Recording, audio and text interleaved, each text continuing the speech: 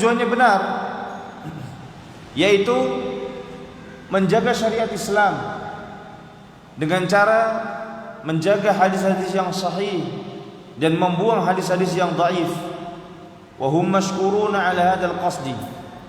Yang seperti ini kita berterima kasih kepada para ulama atas tujuan baik mereka.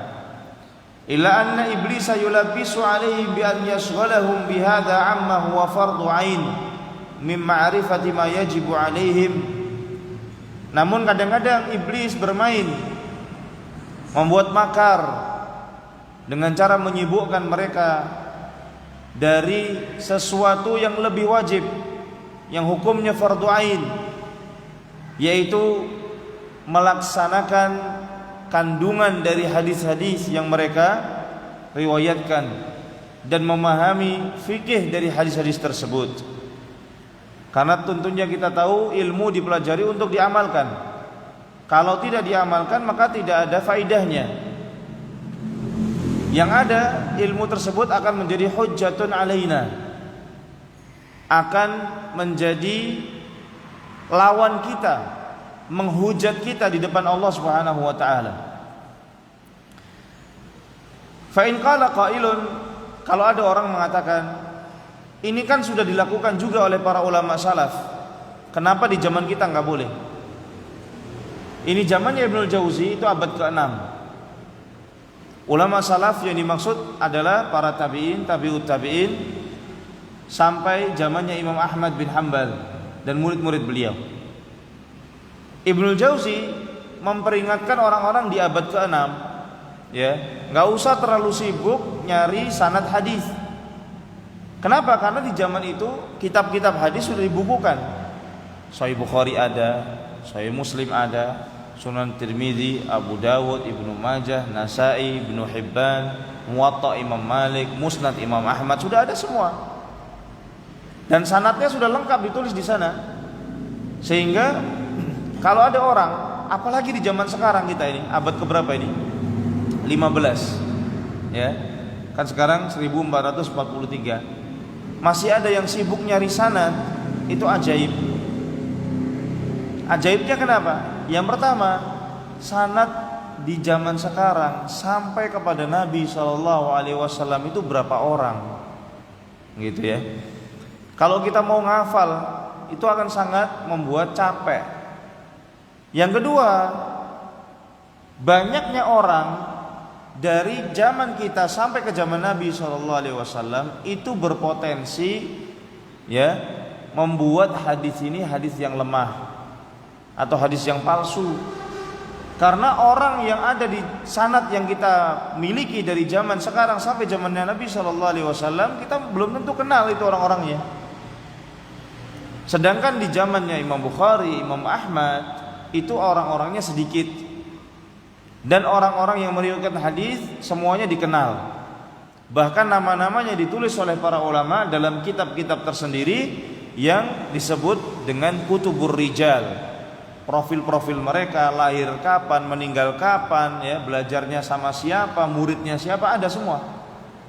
Nah, kalau kita belajar dengan model sanad di zaman sekarang, ya, tentunya celah-celah untuk membuat hadis ini semakin tidak dipercaya terbuka lebar. Karena siapa yang mau nulis nama-nama itu sampai zaman sekarang?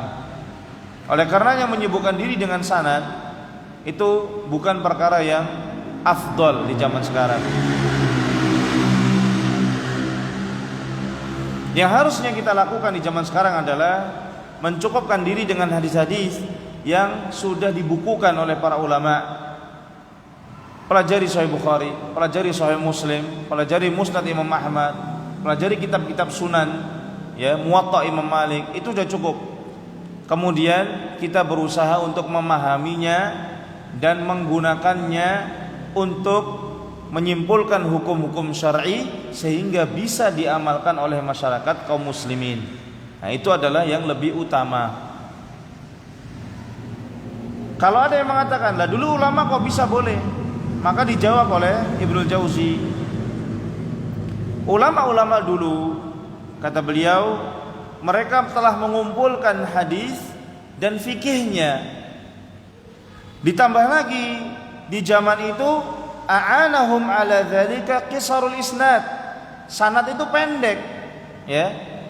Ada istilahnya sulasiyat. Imam Malik sampai ke Nabi itu cuma 3 orang. Jadinya apa? Mudah. Sanad itu dihafal mudah, dicari orangnya juga mudah, diklarifikasi juga mudah. Benar nggak ini dari Nabi SAW? Ya lihat aja siapa saja yang ada di sanad itu. Kemudian tinggal kita cek benar nggak fulan dengar dari fulan, fulan dengar dari fulan sampai dengar dari Nabi SAW. Mudah. Lah kalau zaman sekarang Pak, masya Allah, ya kita dengar dari guru kita. Guru kita itu siapa orang lain juga nggak kenal. Ya, yang kenal cuma kita toh. Kemudian guru kita itu orang yang terpercaya atau tidak, pernah bohong atau tidak. Nah, itu sudah sulit itu syaratnya. Apalagi sampai kepada Nabi SAW banyak sekali orangnya. Nah, beda dengan ulama kita zaman dulu. Ulama kita dulu sanad antara mereka dengan Nabi SAW itu pendek, sehingga masih mudah bagi mereka untuk menghafalkan sanad, sekaligus mereka mempelajari fikih dari hadis-hadis yang mereka riwayatkan. Fattasa'a zamanuhum lil amrayn, kata Ibnu Jauzi, maka waktu mereka itu cukup untuk melakukan kedua-duanya, meriwayatkan hadis dan memahami fikih hadis. Kalau kita menggunakan model mereka di zaman sekarang, maka waktu kita akan habis. Untuk satu hadis saja ya bisa 25 orang sampai ke zaman Nabi SAW. Dan 25 ini harus kita hafalkan. Kemudian kita cek satu persatu, ya. Maka ini sangat melelahkan. Cukup kitab-kitab ulama yang sudah ditulis dan kita fokus kepada ilmu dan amalnya. Fa amma fi hadzal zaman, kata beliau, adapun di zaman sekarang, ini beliau bilang abad ke-6. Fa inna turuqal hadis talat. Sanad-sanad hadis sudah mulai panjang. Wa tasanifu fihi ittasa'at, dan tulisan-tulisan ulama sudah banyak. Faqalla an yumkina ahadun an yajma'a bainal amrayni, maka sulit bagi seorang untuk mengumpulkan keduanya, yaitu hadis dan fikih. Walau waqa'at lahu hadisatun fi salati, bahkan seandainya lebih ironisnya lagi, orang hafal hadis banyak, punya sanad banyak, ya, dan mengumpulkan hadis, ternyata terjadi sesuatu di dalam salatnya. Laftaqara ila ba'di ahdatsil mutafaqihah, dia butuh fatwa dari pelajar-pelajar fikih yang masih baru belajar. Kan ini ironis. Orang sudah belajar hadis lama, menghafal banyak, kemudian dia salat, terjadi sesuatu, nggak tahu hukumnya. Kan miris. Ya, bagaimana ada orang menghafalkan banyak hadis namun nggak ngerti hukum tentang salat. Padahal salat itu fardu ain, mengumpulkan hadis adalah fardu kifayah. Ini kebalik-balik. Wa bihaula tamakkana at-ta'inuna 'alal muhaddisin. Justru karena munculnya orang-orang yang seperti ini, hafalannya banyak namun nggak paham, akan mudah orang-orang itu mencela ulama hadis. Sehingga nanti orang-orang seperti orang Syiah mencela ulama hadis mudah. Mereka akan dikatakan apa? Kantong-kantong hadis. Mereka membawa sesuatu yang tidak mereka pahami. Kalau bahasanya Al-Qur'an, ya, lebih kejam lagi sindirannya. Allah mengatakan kama salil himari yahmilu asfara, seperti keledai memikul buku. Keledai bawa buku, dibaca enggak? Enggak. Cuma dibawa aja, cuma dihafal aja.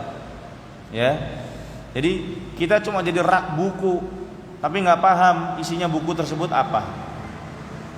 Nah, jadi yang lebih utama bagi kita adalah di zaman sekarang mempelajari hadis melalui kitab-kitab para ulama. Ya, adapun kita rihlah keliling dunia mengumpulkan hadis sendiri, habis waktu kita. Ya, mungkin nggak cukup 60 tahun untuk melakukan itu. Ya, sedangkan kitab-kitab ulama sudah ada, maka kewajiban kita adalah belajar dari kitab mereka. Bagaimana mengerti agama Islam, bagaimana mengerti tata cara ibadah yang benar, akidah yang benar, tauhid yang benar. Fa in aflaha ahaduhum wa nadhara fi hadithihi, ditambah lagi kata Ibnu Jauzi, kalaupun ada yang punya kesempatan dari ulama-ulama yang menghafalkan banyak hadis, kesempatan dia punya untuk melihat, berusaha memahami, farubbama amila bihaditsin mansukh. Kalau dia nggak ngerti ilmu usul fikih, maka dia akan jatuh lagi. Bisa jadi dia mengamalkan hadis yang sudah mansukh, sudah dihapus hukumnya. Wa rubbama fahima minal hadithi ma yafhamul amiyul jahil. Atau bisa jadi dia memahami hadis seperti pemahamannya orang awam yang masih jahil. Walaysa bil muradi minal hadis, padahal itu bukan yang dimaksud dari sebuah hadis. Dan itu banyak. Ya.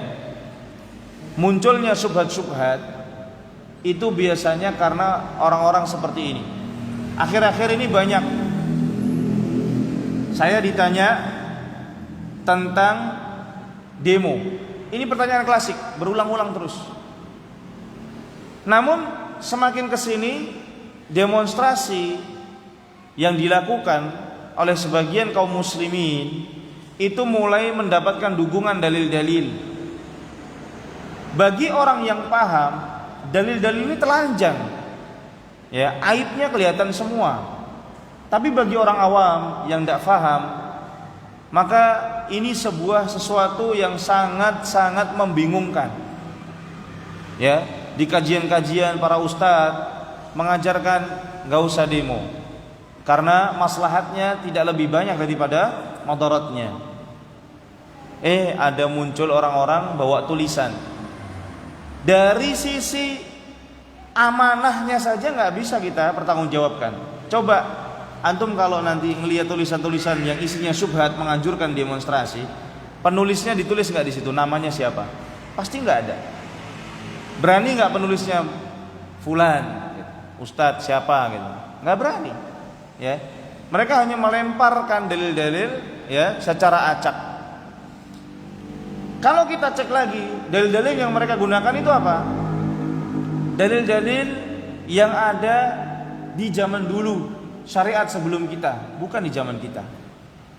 Dan itu pun mereka ngambil secara parsial, separuh-separuh. Ya, mereka ngambil kisahnya Nabi Ibrahim alaihissalam, tapi kisahnya Nabi Musa nggak dibawa. Musa alaihissalam itu orang yang keras. Musa itu frontal.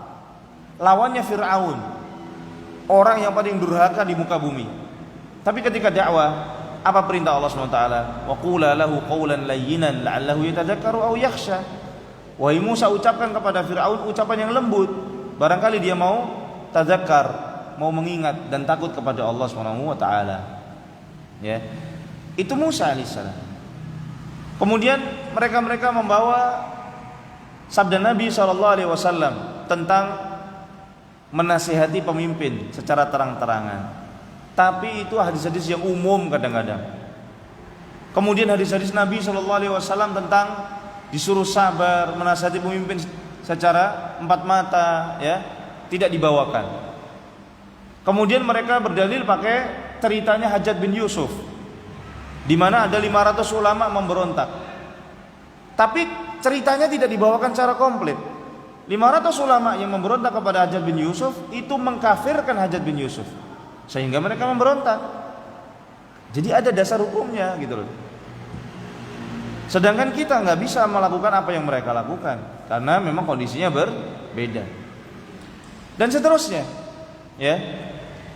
Nah, ini yang seperti ini berbahaya kalau kita membiarkan orang hafal dalil, ya, namun tidak bisa berdalil. Ya, makanya ilmu usul fikih itu ilmu yang sangat penting sekali.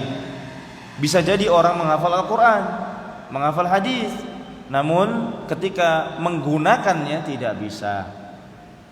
Karena di Al-Quran, di hadis ada yang mansukh, ada dalil yang terhapus, ada yang umum, ada yang khusus, ada yang mutlak, ada yang muqayyad, ya, dan seterusnya, yang mana ilmunya ada di ilmu usul fikih. Al-Imam Al-Khattabi membawakan satu contoh, ya, lucu tapi ironis. Kata Imam Al-Khattabi, Al-Khattabi ini ulama hadis yang mensyarah kitab Sunan Abi Dawud. Beliau mengatakan, kana ba'du masyayikhina yarwi al-haditha anna an-nabiy sallallahu alaihi wasallam naha 'anil hilaqi qabla salati yaum al-jumu'ah bi iskanil lam, yakni naha 'anil halqi. Ini masalah bahasa Arab. Al-Khattabi mengatakan, sebagian guru kami, beliau mengkritik, ada yang meriwayatkan hadis Nabi SAW melarang bikin halaqah di masjid sebelum sholat pada hari Jumat. Namun gurunya lafadz halaqah, lamnya disukun, bacanya halq, bukan hilaq. Qala, Imam Khattabi melanjutkan, wa akhbarani annahu baqiya 40 sanah la yahliqu ra'sahu qabla shalat. Dan gurunya itu mengabarkan kepada Al-Khattabi bahwasanya enggak pernah cukur rambut selama 40 tahun di hari Jumat sebelum salat. Jadi kalau mau cukur ba'da salat. Kenapa kok bisa memahami seperti itu? Karena dia salah baca hadis. Ya, hadisnya bunyinya naha 'anil hilaq, larangan buat majelis di hari Jumat karena akan mengganggu orang yang salat Jumat. Dia bacanya naha 'anil halq, larangan cukur rambut sebelum salat Jumat. Bayangkan, ya, satu harokat saja 40 tahun tersesat. Baru ketemu Imam Khattabi 40 tahun selanjutnya dijelaskan oleh beliau. Faqultu lahu, maka aku berkata kepadanya, ya syekh, wahai syekh, innama huwal hilaq jam'u halaqah. Itu bacanya hilaq, jamak dari kata halaqah. Yang dimaksudkan adalah makruh hukumnya bikin majelis ilmu di masjid sebelum sholat Jumat, dan Rasul SAW memerintahkan orang untuk menyibukkan diri dengan sholat dan mendengarkan khutbah, bukan cukur rambut. Faqala, maka syekhnya mengatakan, farrajta alayya, alhamdulillah, akhirnya ya kamu memberi saya kelonggaran. Selama ini saya pahamnya nggak boleh cukur rambut sebelum sholat Jumat. Ya, ini kan lucu gitu. Tapi ironis juga, masa ulama sudah, ini alhamdulillah diingatkan, mau berapa banyak ya orang kalau sudah digelari ulama, digelari ustadz, digelari kiai, diingatkan nggak mau. Ya, diingatkan sombong udah. Malah mungkin yang mengingatkan dibilang kamu baru belajar, tahu apa gitu. Ya tahu yang benar, antum enggak. Ya, jadi ini terjadi, seperti ini terjadi karena salah baca. Dan lebih parahnya lagi, biasanya enggak mau melihat keterangan dari ulama, maunya memahami pakai otaknya sendiri. Seandainya orang-orang yang seperti ini buka syarah-syarah kitab ulama, kalau Sahih Bukhari buka Fathul Bari misalkan, atau Fathul Bari Ibnu Hajar atau Ibnu Rajab, ya, atau Sahih Muslim buka kitabnya Al-Qadhi Musa Al-Yahsubi, atau syarahnya Imam Nawawi misalkan. Di situ mereka Ibnu Hajar ketika menjelaskan Sahih Bukhari enggak dari kepalanya sendiri, enggak.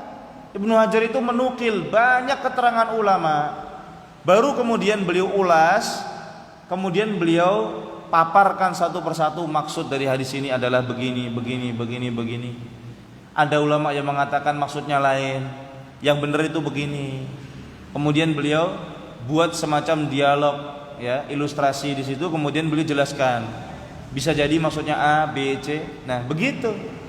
Ya. Kalau orang hafal namun enggak mau melihat keterangan ulama, maka bahaya. Mungkin dia benar, tapi kemungkinan salahnya lebih banyak. Kemudian Ibnu Jauzi mengatakan, wa qad ra'ayna fi zamanina man yajma'ul kutub wa yuksirus sama' wa la yafhamu ma hassal. Dan kami juga melihat di zaman kami orang yang banyak mengumpulkan kitab, wa yuksirus sama', dan banyak mendengarkan hadis, wa la yafhamu ma hassal, tapi enggak paham apa yang dia kumpulkan. Wa minhum man la yahfadzul Qur'an, bahkan belum hafal Al-Qur'an tapi sudah menghafalkan yang lain. Ini ilmu loh, dicela oleh para ulama. Menghafalkan hadis, sibuk dengan hadis, justru lupa Al-Qur'an dicela. Kalau di zaman kita ngafalin apa, Pak? Bukan ilmu lagi yang dihafal malahan. Ya.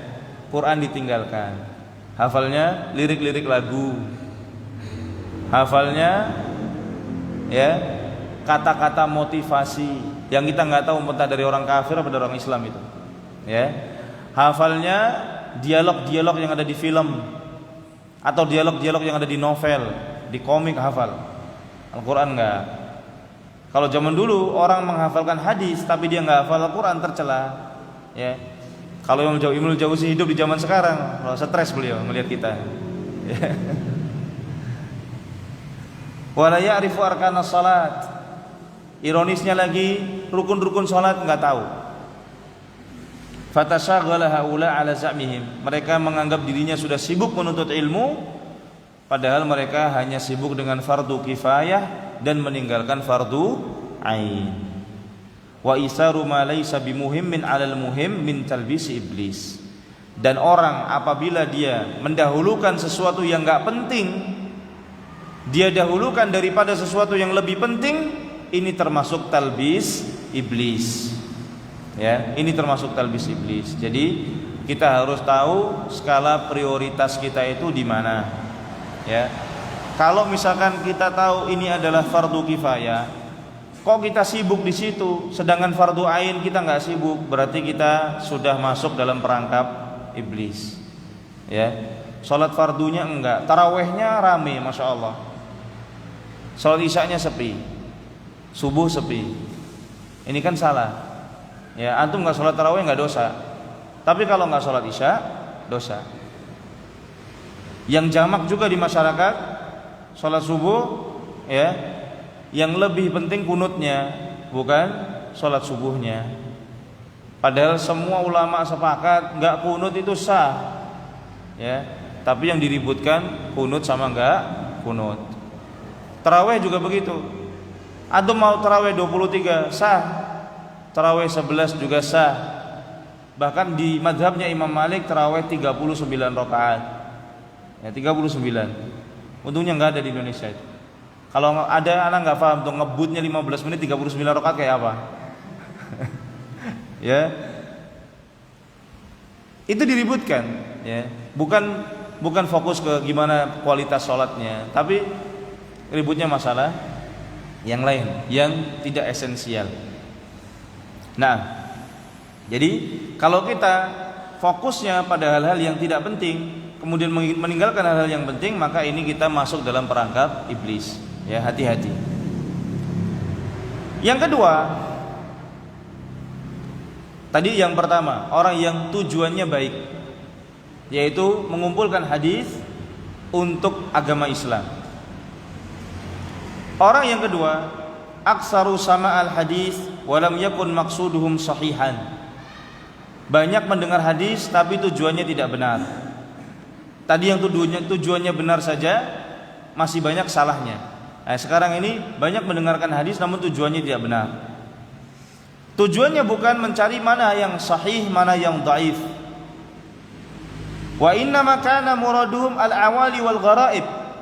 Mereka hanya suka cari hadis-hadis yang sanadnya ali, yang sanadnya paling pendek, atau cari hadis-hadis yang redaksinya aneh-aneh. Fataful buldan, kemudian mereka keliling dunia, liyaqula ahaduhum, supaya cuma bisa cerita nanti kalau pulang, saya ketemu Syekh fulan, ketemu Syekh fulan. Wali minal asanid ma laysa li ghairi, saya punya sanad yang orang lain enggak punya. Saya punya hadis yang cuma saya yang punya, ya, yang lain enggak punya.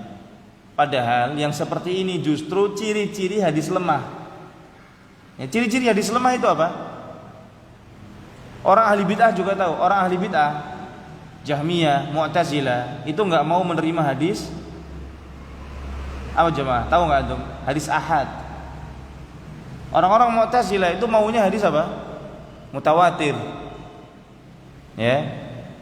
Tapi ada syahwat di kalangan ahli hadis, mereka lebih suka kalau hadisnya itu yang aneh, yang orang lain nggak punya. Dan itu masyarakat senang. Coba antum khutbah Jumat, ya, kalau khotibnya bawa cerita-cerita yang aneh-aneh, itu masyarakat, oh ini anti mainstream ini khotibnya.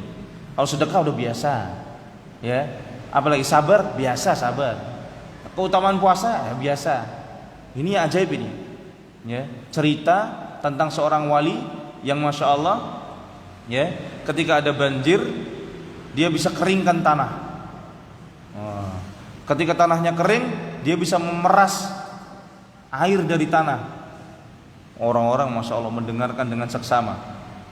Ya, kemudian ada yang baru-baru ini apa namanya? Jualan nama ruh, ya, dan seterusnya. Dan itu banyak yang ikut, ya, ajaib. Jadi semakin aneh itu kadang-kadang sebagian masyarakat semakin suka itu. Dianggap ini ilmu karena dia anti mainstream, tidak sama dengan yang lain. Padahal harusnya kita paham, kalau sudah semakin aneh, semakin gak ada duanya, itu menunjukkan dia semakin sesat. Ahli bid'ah aja paham kok, kalau hadis ahad itu gak boleh diterima. Padahal hadis ahad menurut Ahlussunnah boleh diterima selama dia sahih, ya. Tapi muncul model-model baru, justru carinya adalah hadis-hadis yang aneh, yang tidak dimiliki oleh ulama yang lain. Karena memang membanggakan, ya, kita punya ilmu yang orang lain nggak punya. Ya, coba kita misalkan dagang aja Pak, atau bertani lah, tanam apa, cabai misalkan. Kita punya metode yang orang lain nggak punya, kan bangga. Ya, tapi kalau agama nggak begitu. Kalau antum punya sesuatu yang orang lain nggak punya, kaum muslimin nggak ada, antum tok yang punya, ini berarti antum sesat. Nah, waqad kana dakhala ilaina ila Baghdad ba'du talabatil hadis. Saking anehnya orang-orang ini, kata Ibnu Jauzi, dulu waktu kami di Baghdad ada beberapa penuntut ilmu hadis. Kemudian ngajak syekhnya duduk di sebuah taman di pinggir sungai Dijlah. Ada tempat namanya Raqqah. Raqqah itu nama kota di Syam. Kalau Baghdad kan di Irak. Ya, ada nama kota di Syam, itu namanya kota Raqqah. Nah, di taman itu ada satu tempat duduk kecil namanya Raqqah juga. Maka anak-anak ini membawa syekhnya untuk duduk di tempat itu, kemudian menceritakan hadis. Nah, santri-santri yang cerdas ini, mereka nanti meriwayatkan dari syekhnya. Mereka mengatakan, saya mendengar hadis ini dari syekh kami di Raqqah. Tujuannya apa? Untuk membuat ambigu, supaya dikira mereka itu pergi ke Syam, padahal mereka ngajinya di Baghdad karena ada kesamaan nama tempat, ya. Karena yang populer Raqqah itu nama kota yang banyak ahli hadisnya di Syam. Nah, mereka ada satu nama kampung kecil lah misalkan, ya. Kayak kita misalkan di sini ada di tempat kita di Kediri itu ada desa namanya Bangkok, ya. Kemudian kita bisa saja ngomong saya habis traveling dari Bangkok, biar orang-orang kira dari mana, Thailand, padahal ya di situ Kediri aja. Di sini apa Pak? Ada nama kayak gitu, Nganjuk ini, nama yang dikira dari luar negeri gitu, ya. Nah, kayak gitu. Supaya apa? Supaya kelihatan keren gitu. Kan keren kalau kita belajar hadis Masya Allah sampai ke luar negeri, padahal ya di pinggir kali aja sebenarnya, ya. Kebetulan namanya sama. Nah, itu kata Ibnu Jauzi, ajib. Kemudian populer juga istilah Persia zaman dulu itu disebut oleh para ulama bila duma wara'an nahar, negara-negara di belakang sungai. Maksudnya sungainya itu sungai Eufrat. Itu Persia maksudnya. Nah, kadang-kadang ada juga yang membawa syekhnya ya di sungai gitu, nyebrang, kemudian ceritakan hadis di situ, kemudian mereka mengatakan sami'tu hadzal hadis min syekhina Fima wara'an nahar. Supaya orang-orang mengira dia pergi ke Persia, ke tempatnya Imam Muslim itu kan orang-orang mana? Khurasan ya, Imam Muslim, Imam Bukhari, Uzbekistan sana itu, daerah-daerah sana. Padahal mereka enggak pergi ke sana, hanya nyebrang kali kemudian balik lagi. Ya ibaratnya kalau kita di sini kan juga sama ya, Kediri itu terbagi menjadi dua. Ya, ada Kediri Etan kali, ada Kediri Kulon kali. Nah, kemudian misalkan ada orang sengaja bilang kali yang lain, ya tapi bilangnya dari mana? Dari Kulon kali. Orang mengiranya Kediri bagian barat, tapi maksudnya kali yang lain. Ya seperti itulah ya, supaya kelihatan keren safarnya Masya Allah sampai ke Persia, padahal enggak. Nah, yang seperti ini biasanya tujuannya cuma gaya-gayaan, sombong-sombongan supaya lebih keren, lebih tinggi value-nya di depan ulama-ulama hadis yang lain. Ibnu Jauzi mengatakan wa hadza kulluhu anil ikhlasi bima'zilin. Semua ini jauh dari kata ikhlas.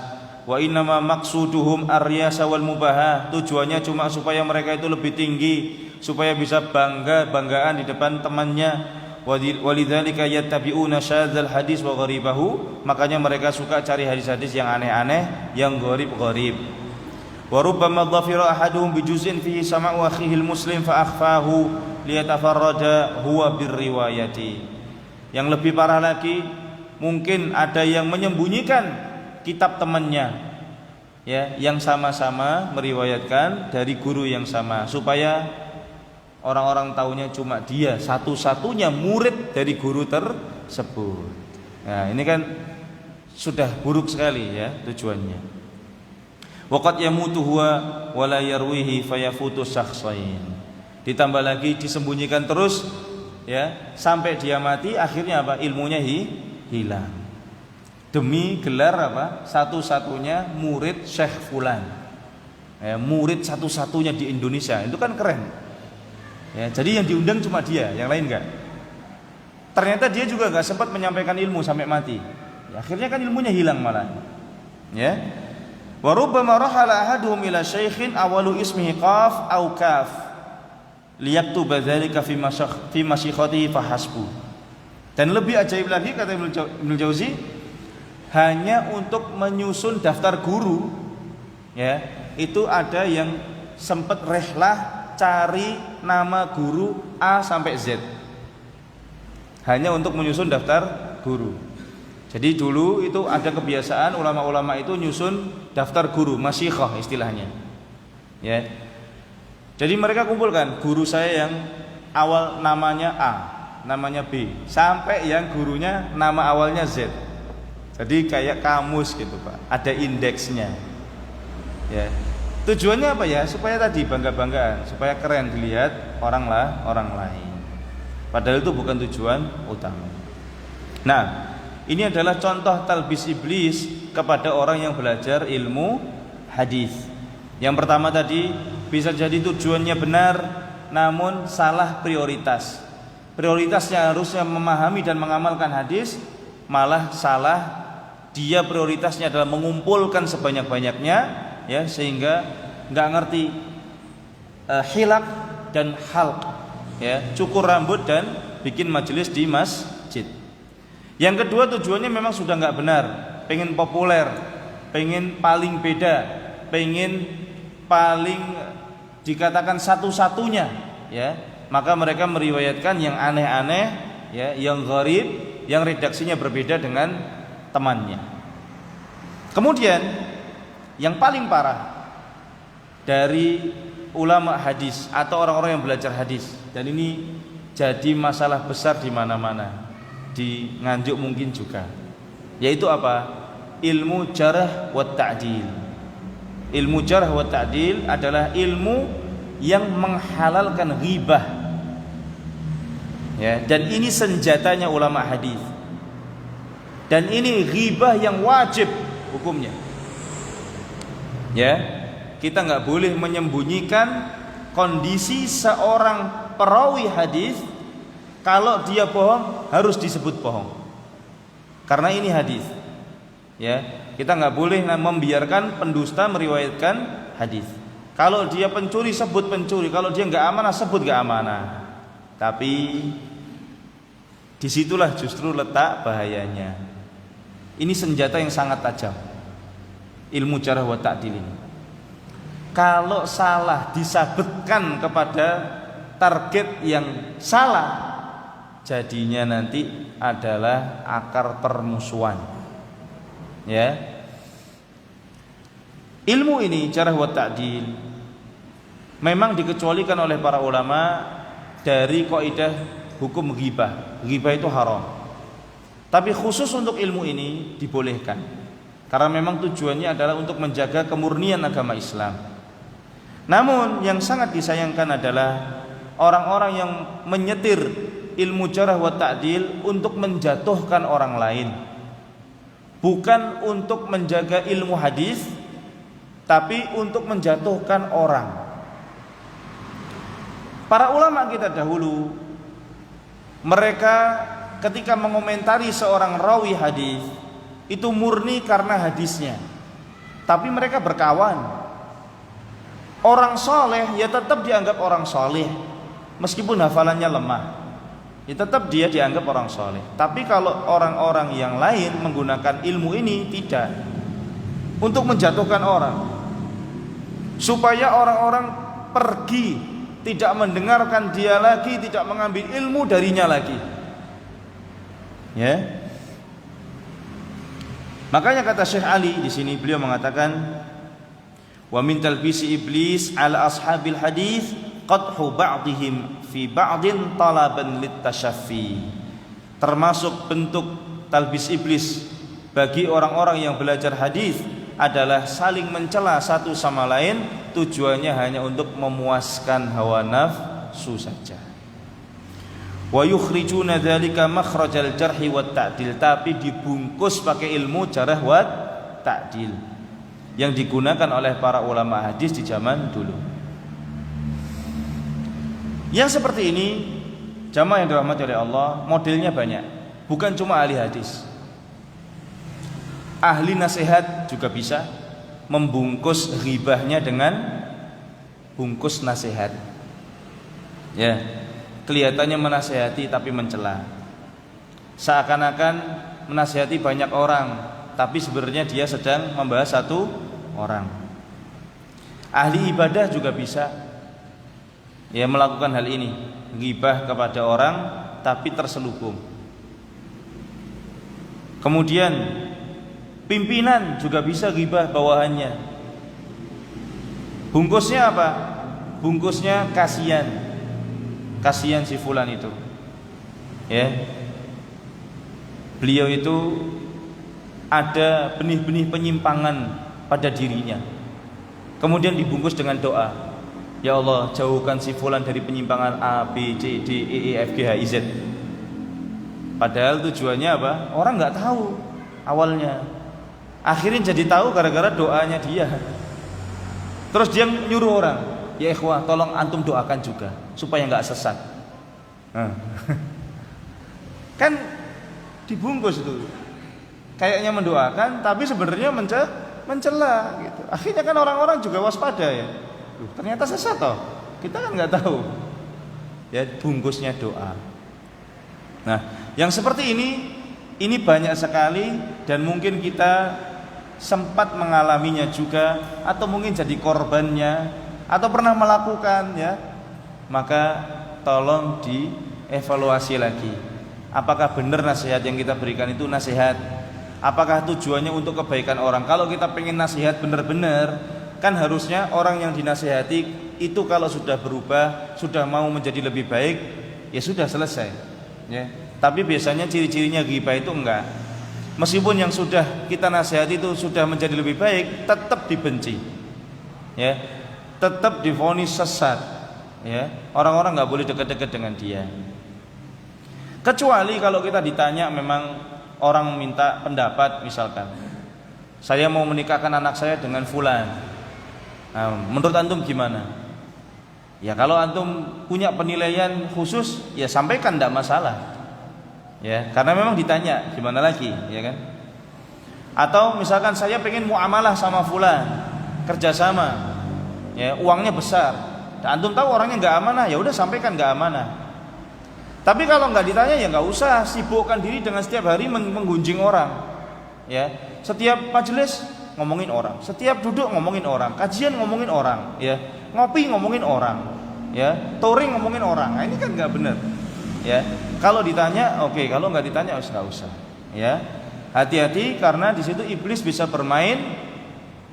Dan kata Rasul Shallallahu Alaihi Wasallam, Inna syaitan ya'isa an ya'budahul musallun, ya, fi jaziratil Arab. Syaitan itu sudah putus asa untuk membuat orang sholat menyembah dia di Arab.